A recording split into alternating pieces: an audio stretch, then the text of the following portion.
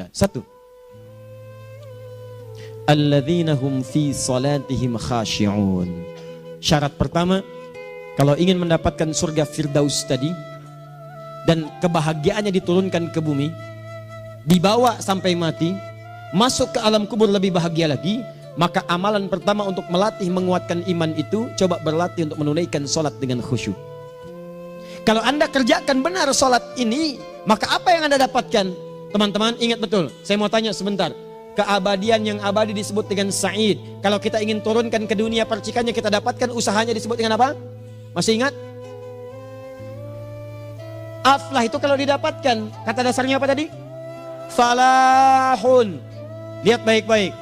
Kata Allah dalam Al-Quran tadi, kalau ingin mendapatkan falahun, amalan pertama sholat. Makanya ketika dipanggil sholat, kalimat falah dilekatkan pada panggilan sholat. 5 kali diingatkan. Begitu muadzin kemudian azan memanggil Anda, hayya 'alas shalah. Anda bertanya, ya Allah kenapa kami mesti sholat? Dijawab, hayya 'alal falah. Yuk, pagi ayo. Yang sejati datang sini. Belum dapat sujud, belum dapat ruku, saya berikan. Makanya ketika orang sholatnya benar, dia akan mendapatkan 5 keutamaan. Saat di dunia nih, belum ke akhirat, 5 keutamaan yang tidak diberikan pada orang yang tidak sholat. Atau orang sholat tapi sholatnya nggak khusyuk. Sebab syarat mendapatkannya khusyuk. Alladzina hum fi sholatihim khasyi'un.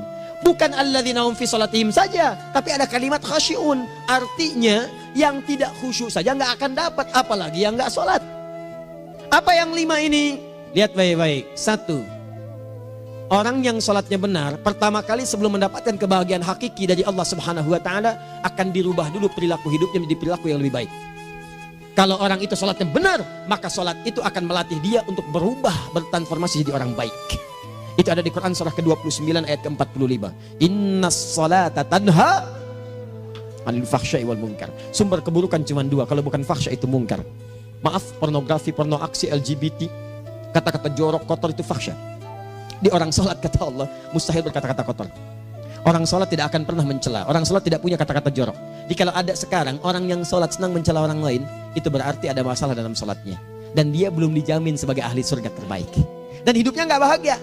Nggak bahagia. Aneh nih. Sholat tapi senang celah orang. Aneh. Aneh. Yang paling bahaya adalah menikmati celahannya. Itu yang paling aneh. Anda ngaji. Anda ikut taklim. Taklimnya sesuai Quran, taklimnya petunjuk sunnah. Anda sholat, Anda puasa, tapi Anda masih senang mencela orang lain dan menikmati celahan itu. Kalau nggak mencela, kayaknya nggak komplit kehidupan. Maka ada yang salah dengan ibadah Anda. Ada yang keliru. Karena mustahil taat bertemu dengan maksiat, itu mustahil. Mungkar, keburukan yang diingkari oleh hati, sumbernya nafsu perut dengan akal. Bohong, mencuri, menipu, membunuh, merampok, membegal, mabuk dan sebagainya. Itu namanya mungkar. Orang sholat gak mungkin mengerjakan mungkar. Jadi kalau sholat kita benar, cukuplah Anda sholat, maka Anda akan jadi orang baik. Makanya kata Nabi, Anda punya anak dari kecil ajarin sholat. Sholat, kalau naik jadi balik, kerjakan terus. Kasih pelajaran membuat dia mengerti. Kalau masih susah, berikan pelajaran. Ini sering diterjemahkan dengan memukul.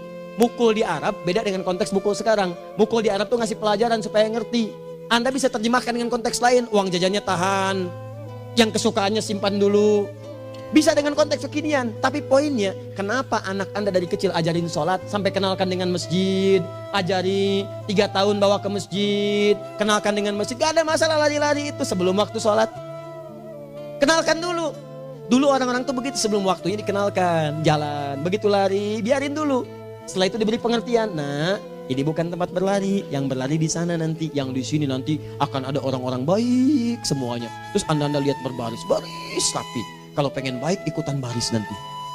Terus nanti ada yang mimpin di depan, namanya imam. Imam itu siapa ya? Tetangga kita bukan yang Pak Imam, bukan. Bukan. Kalau tetangga kita namanya Imam S. Arifin. Kalau yang ini imam sholat namanya. Imam sholat itu nanti akan pimpin menyembah Allah. Allah siapa ya? Allah itulah yang memberikan ayah rizki. Allah itu yang memberikan ayah rizki sehingga bisa beli tobot buat kakak.